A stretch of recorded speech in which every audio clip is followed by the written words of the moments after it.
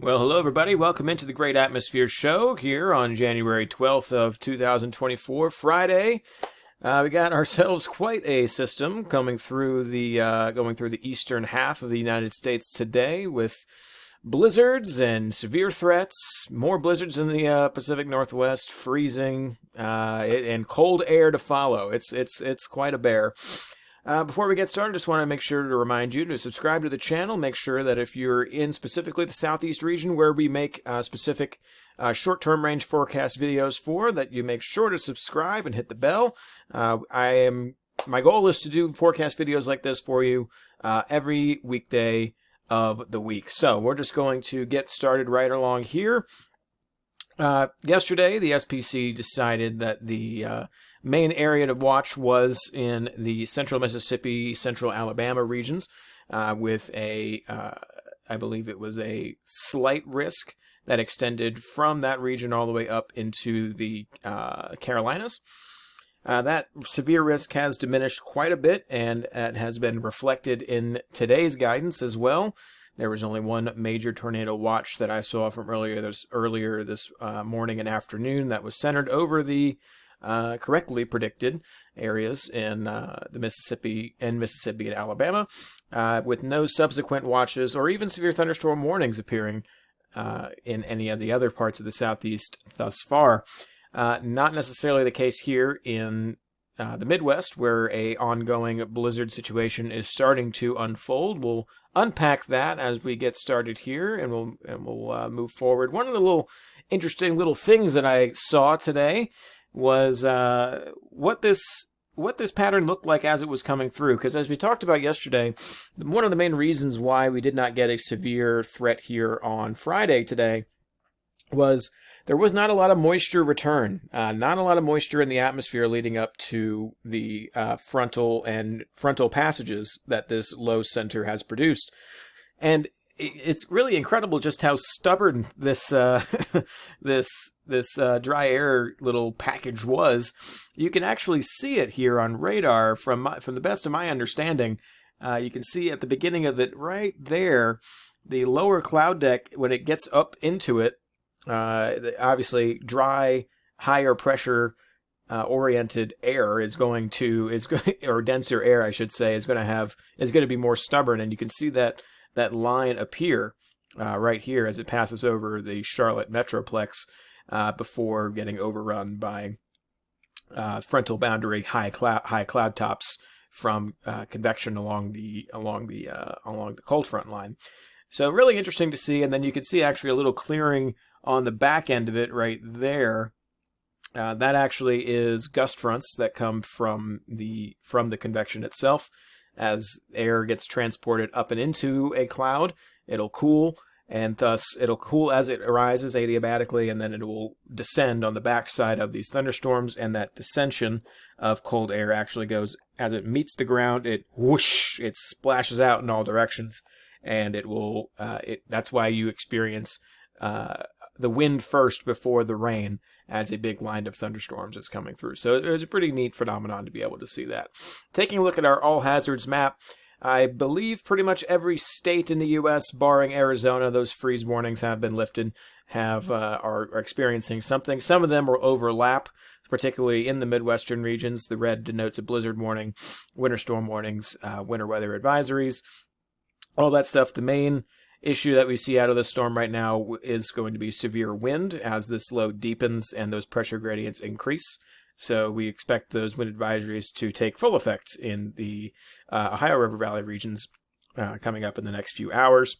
We also have flood advisories. Now, this particular region was very much hard hit in the earlier parts of the week, and these rivers are still recovering.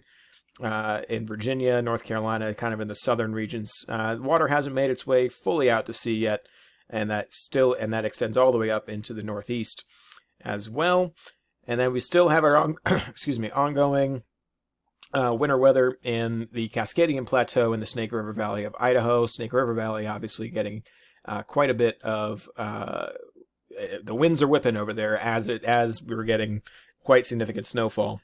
So we've got to be mindful of that for our friends in the Pacific Northwest. Also, a little fun thing is you can see these dark reds here in the coast of Texas in the Galveston Bay, and those are actually low water advisories.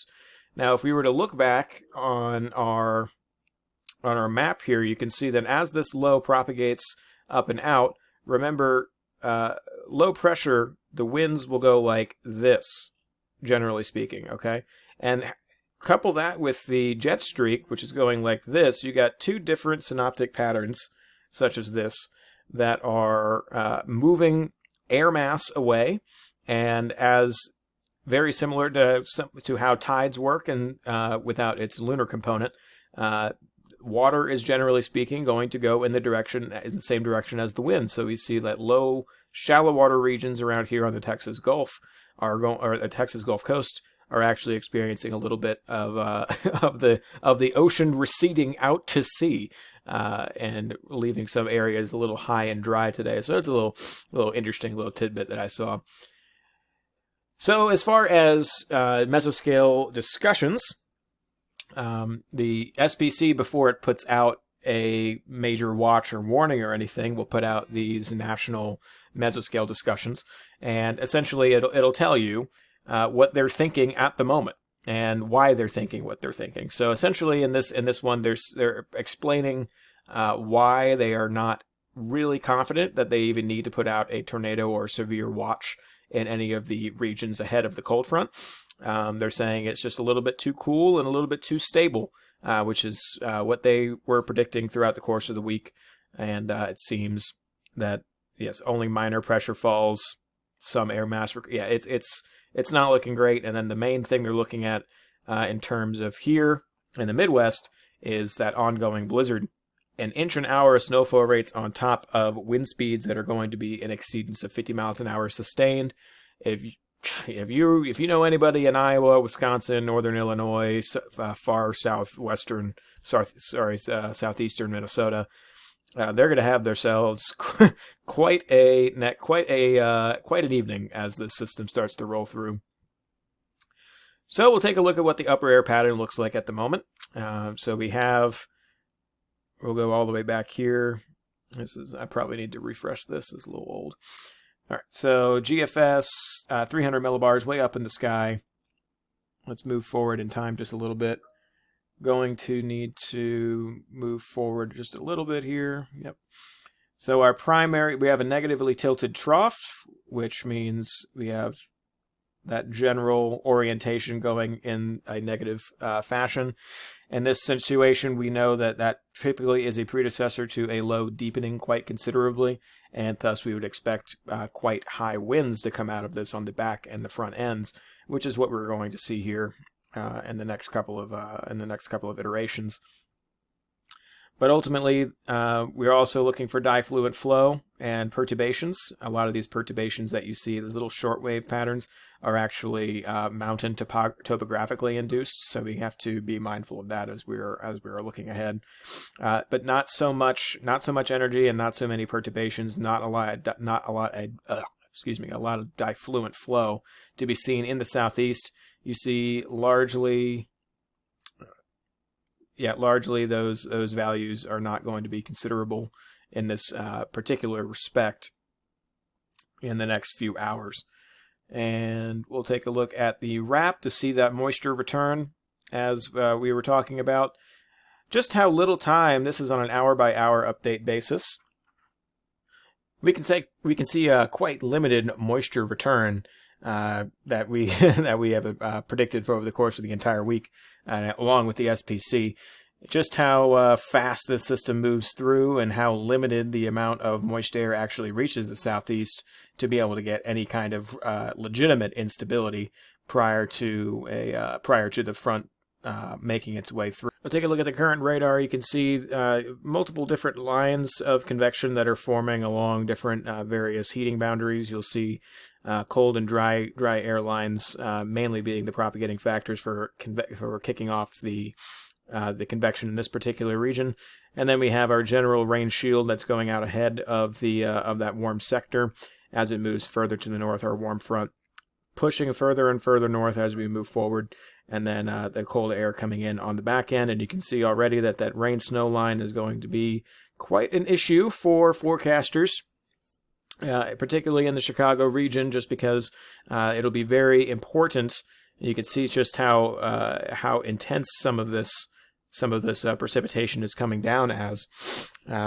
Ultimately, that is going to dictate quite a bit in terms of the severe potential in terms of blizzards for this particular region in far southeastern Iowa and northwestern Illinois. Ultimately, this is probably all filled in with precipitation of some kind. It's just this the rain-snow line kind of sometimes makes radars a little funky. We can actually see this a little bit better with our radar Omega over here. You can see it's an interesting setup at the moment. We get a lot of mixtures in here. It's quite interesting to be able to. I wouldn't want to be a forecaster here. That's quite of an interesting setup as we have more moist air that's pushing in.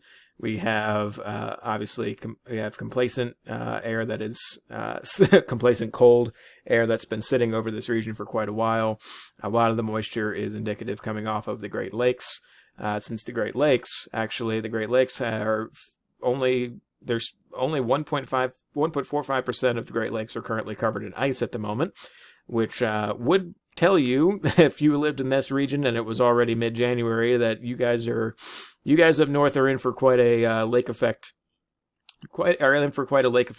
snow year, considering that since the moisture up there usually comes from obviously the lake, it shuts off, like the faucet shuts off once the lakes have completely frozen over. But since the lakes aren't frozen at all, and water takes a lot longer to lose its heat value than the land around it does, the lakes are actually quite warm in comparison to the rest of the atmosphere around it. So, yeah, it's not a fantastic setup if you're around the Great Lakes and you don't like snow for whatever reason. Man, look at these isobars. So you see how tightly wound, right around in here, how they're so packed. Compare how spread out these black isobars are compared to what they are in Iowa and Wisconsin, Illinois. That it just dictates how fast these wind speeds are, because the closer and more compact they are, the faster the wind speeds are, because just how significant the low pressure differential is. So we'll see a 984 low. That's pretty darn low. 983, 982, 981. Oh my gosh, this is going to go down to 979 once it gets into the the thumb of Michigan. I'm sure there's a better way of putting that, but right north of Detroit.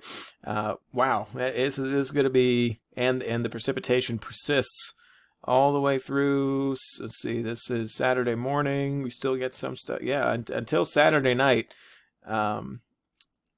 Yeah, that's going to be quite the system up there in the Great Lakes states. And then behind it, you'll see the blue lines, the blue isobars and the 500s that represents the 500 millibar upper level, or upper mid level, I should say, of the atmosphere, and that's typically the rain snow line that you'll see is very important here on the East Coast, at least. And that also dictates kind of just where that cold air mass that's going to be flowing in and following it is going to find itself as well. So, as far as convection in our neck of the woods, looks like, according to the NAM 3 kilometer, the final of the lines clears the coastal plain of North Carolina at the very latest at Saturday at daybreak. So, very fast-moving storm. As far as the major metro areas, Charlotte is pretty much over with by this evening, 6-7 p.m. It only just started here, I know, within the past hour, and it's already 3 o'clock in the afternoon. So very short-lived system here in the southeast. Definitely a departure from what we were thinking it would be earlier in the week, but that's just how forecasting is sometimes. I got to keep that in mind whenever you're forecasting and looking at models. Know which model it is that you're looking at and what they're good at that forecasting hour. Because earlier in the week we had some models that were saying that it was going to be an intense, just as severe, crazy event. This is on Monday of this very week. And just a few days later, it's very, very different. So you just got to be mindful of that.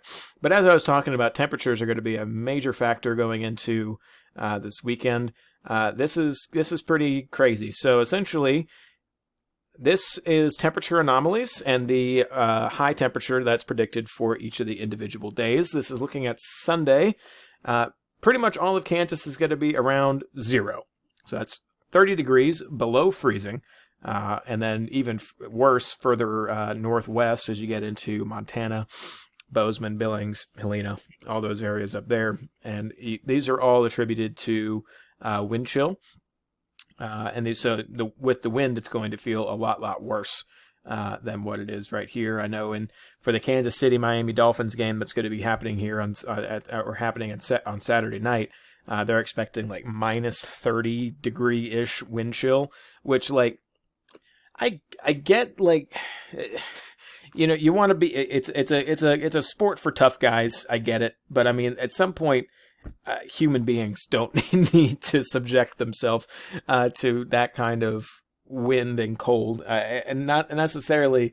But I guess my main concern is, these are professionals. They're used to training. They're going to be moving their bodies a lot out in the field. But the people that aren't are the people that are going to be in the stands.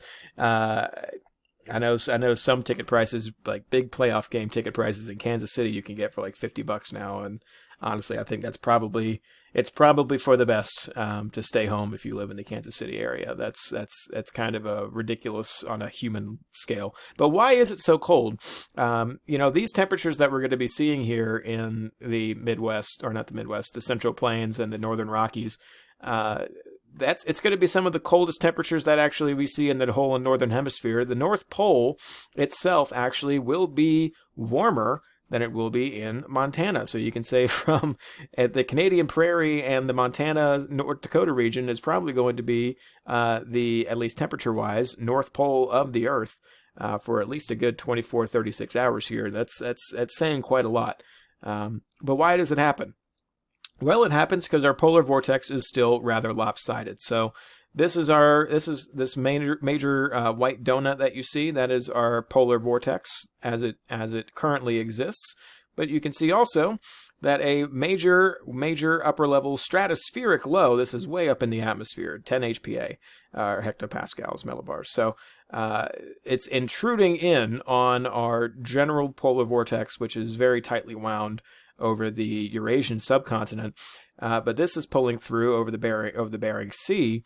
And the end result is you got to look at where these winds, because everything starts from the upper levels and works its way down. So upper levels are going to, and remember, cold air sinks. So this is taking all of this cold air, all of this energy that you see from up here in the North Pole, and it's going to be moving that down south into the Canadian Prairie. And it's been kind of loaded here for a little bit. And as we move forward in time, this is already Friday. Let's see what Saturday night looks like. You can see how it's still just evecting this entire time cold air into the same general region. And the fact that it's in the middle of a land continent means that the air is going to modify a lot more quickly than it would if it was over an oceanic atmosphere, in which the oceans, obviously, as we mentioned before, water takes a lot longer. It takes a lot more energy in order for it to lose and gain heat. Not the case over land. So in the very center of these massive subcontinents, such as in the Canadian Prairie and Saskatchewan and Alberta, and down into the Dakotas, Montana, and the Rocky Mountain and the lee of the Rocky Mountains specifically, you're going to get quite cold air as we move forward, and it's all thanks to our sudden stratospheric warming event that we experienced here a couple of weeks ago that is still making its way and trying to self-correct going forward. So taking a look at how our global models have done, they've been generally pretty good over the course of the past week, unlike earlier on in the year last week. So we can say with some confidence that they're doing all right, but we are going to put them to the test here as we move forward going into next week. Now, we've been talking about the possibility of seeing some kind of winter precipitation in the southeast for at least few days here, and that there is still not a lot of agreement. Mainly, you can see this from both of our global models here. One of them is going to be right, one of them is going to be wrong, and it actually might extend a little bit further out into the week next week beyond just Monday and Tuesday as we anticipated, as we look at Thursday and Friday as well. So this is what our current setup looks like. We already looked at the upper levels going into this weekend. We see a return to geostrophic or zonal flow. There's two different kinds of flow that you experience in the upper levels of the atmosphere. You have zonal, which is mainly when these isobars are horizontal and evenly spaced. That's ultimately what the atmosphere is trying to do. Ultimately, weather as a whole can all be attributed to the Earth's atmosphere trying to just put itself into geostrophic balance.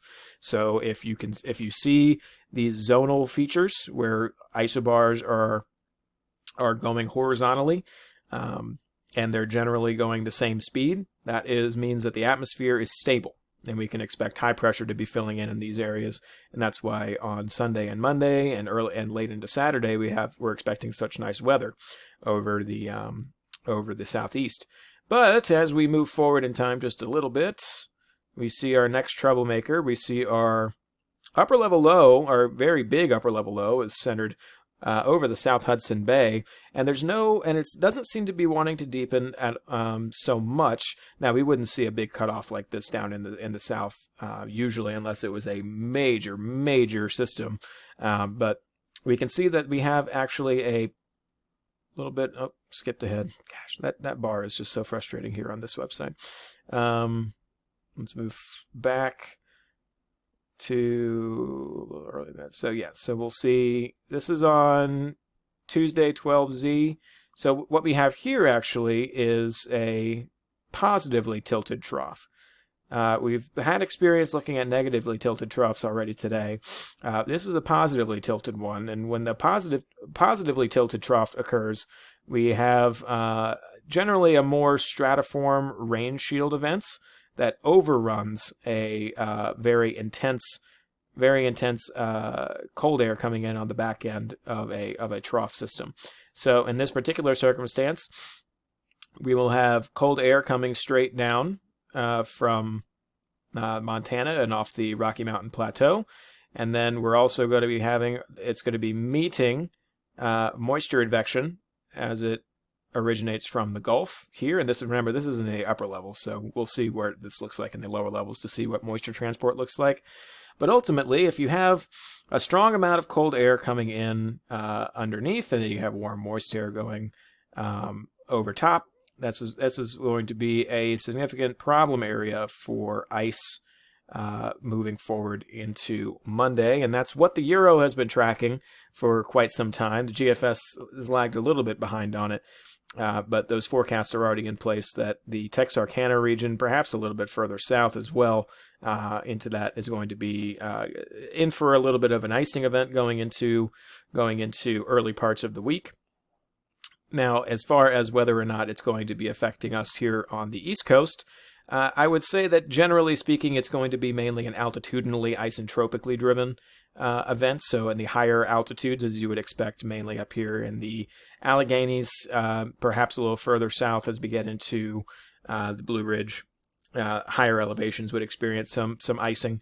But honestly, I personally don't see it for Monday and Tuesday. Now, the interesting thing that I would definitely want to look at actually is later on in the week, particularly as to what the GFS is thinking. So this is on, let's move forward. So the GFS has always been seemingly a little bit more bullish on any kind of winter precipitation moving forward. So this is actually going into Wednesday, Thursday. So if we look at, this is middle of the night on Tuesday, it's saying that the foothills of the Carolina Mountains and generally most of central Virginia and even the Chesapeake Bay can receive some form of winter precipitation. Not entirely certain about that meteorologically, but GFS is going to GFS sometimes. And then later on in the week, we get an even more significant event, perhaps, coming through as it makes its way. That one has a little bit more credence to it, maybe. especially if you can look at these low centers. We see a negatively tilted trough that's going to make its way over. This is also one deterministic model. One of the things that I like to look at is the ensemble plots, and this is on Tomer Berg's website. What he does is he'll go through all the different model runs and show what they look like from a surface height precipitation pattern. And the two ones that I have pointed out that are going to be out of all of these runs, so you got to consider probabilities here. The two ones that are most suspect to me are 6 and 12 here. We'll see a little bit of a deepening and of a low that forms out of the major low that is up there in the Hudson. It's going to be spinning there for quite some time. You can see those extensions coming down. You see that it's negatively tilted. Those scenarios would generally warrant more of a Miller type A or B storm. And in those scenarios, that's where we usually get our ice and snow storms here in the southeast. But those are the only two frames that I can really see, and you can see this reflected in precip type more than likely if I can get this to load effectively. Because when this occurs, the low will be centered usually more towards the bottom right of this area and the surface levels. And yep, so let's see this around here. So this is about the same time, and of course 27 came through as well.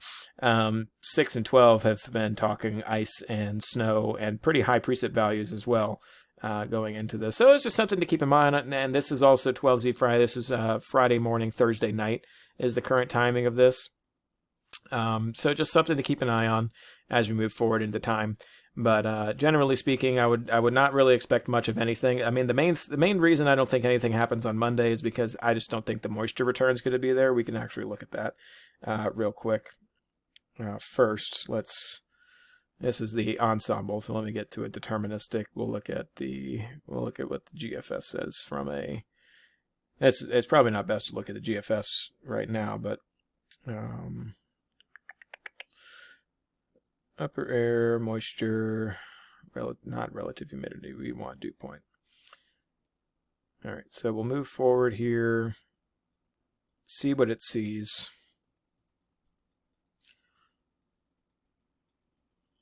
So this is the beginning of, so this is the beginning of that positively tilted trough. Not a lot of moist air is making its way up here. That's kind of indicative of just kind of the weakness on the easterly side of the trough. You can see it starts to build here just a little bit, but ultimately I don't think it's going to make its way further enough north and encounter enough modified cool air in order for this to really spark off anything significant. And then the dry air just fills in right behind. Look at this dry air ball that we're probably going to be in for in the mid parts of next week. That's quite significant. And then it starts to fill in again, and this is where it's going to be an issue, because now we don't have to have like greens, okay? Like this is still very cold air. Dew points that are like even white and light green, like air is very dense when it's cold. So getting a lot of moisture into cold, dense air is quite difficult. So the lower the dew point, dew points in the greens as it is here, is not necessarily required for any kind of winter precipitation to occur. It's just if you want a major storm, then you would definitely want that to be in place. So a lot of stuff, a lot of factors to look into. It's just something to be aware at. This is still, it's still 7 days at least, or it's still 5 to 7 days out for both of these systems. Considering the first one will be a Monday night thing, and then the next one will be like maybe a Thursday, Friday morning thing. So definitely just need to be mindful. This is just how things are with weather forecasting in the winter. The models will change on a day-by-day basis, and you have to make your best assumptions and inferences based off of your forecasting knowledge. And also, one of the best things you can do is always pay attention to your local National Weather Forecast Service office and see what their thoughts are.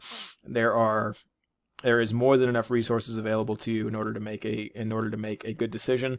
And not necessarily you don't have to make a decision right now. You could just got to be aware that in the future you might have to make a decision, and that in itself is a decision to make, and that of itself. So we're going to take a quick look at, as we close out today, as what we're expecting on a global scale, so you can see and just see where our next storm systems might actually originate from. We're going to move forward here. So this is noon today. We'll move forward a little bit further in time.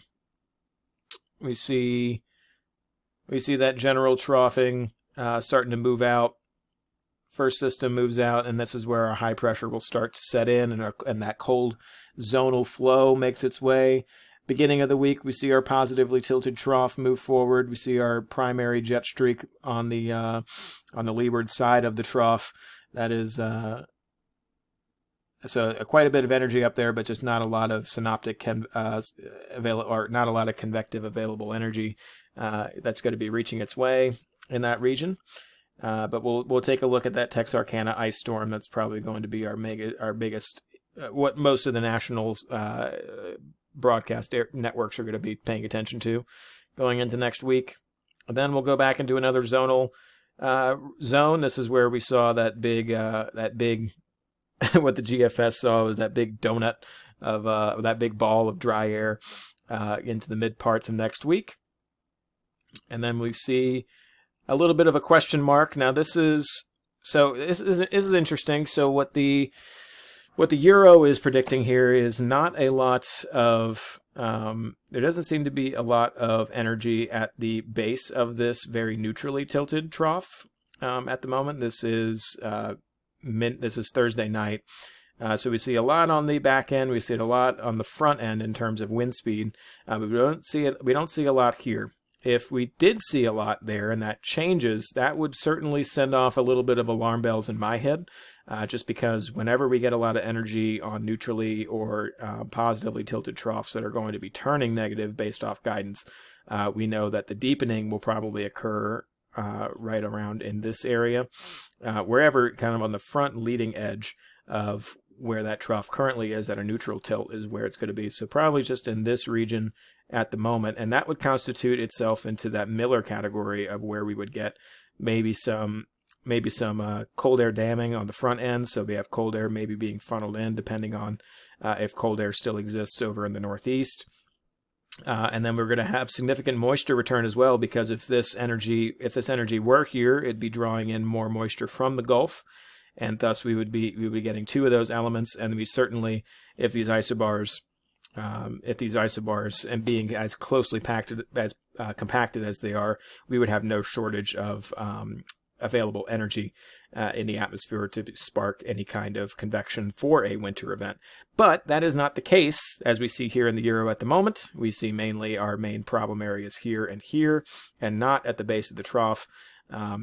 That doesn't inspire a lot of confidence for me. But also, the Euro had a completely different idea than what the GFS has. I'm sure if we looked at the GFS, right now for this global model, it would show a completely different story. So these are just things you look at. These are just the things to keep in mind. These are the general things that most forecasters do, and they keep it in the back of their mind, and you just you pay attention to it and see how everything adds up over the course of days. And then after that, we see a return to our atmospheric Pacific jet, El Nino driven, that we typically see with an El Nino as it's reaching its peak. We see a return to a lot of flow onto the west coast, a little bit of a difluent expansion as it hits the mountains, and we'll see what that looks like for the Midwest. We can see that Euro is calling for a significant, not a bombing out, but certainly a strengthening of that generalized low. It'll be interesting to see how that system. Definitely, the system later in the week interests me a lot more than that positively tilted trough extension early in the week. And then we see here kind of a return. Yeah, this is kind of a little bit of a blocking pattern. Not a lot of little individual lows are able to really form when this giant jet extension of the North Pacific jet is barreling its way through. So it might be in for a little bit of a break as we go towards the latter parts of January, assuming we can make it through next week with the duo of storm systems that we are likely to experience. So that concludes today. Just wanted to get a little understanding of everything that's generally going to be expected here in the next 7 days. Once again, just want to remind you to subscribe to the channel here at Great Atmosphere. I really do appreciate you tuning in. I'll be doing short-term forecasts like these, primarily focused on the southeast, every weekday for as long as I can manage that within reason. Once again, my name is Zach, and I'll see you next week. Bye-bye.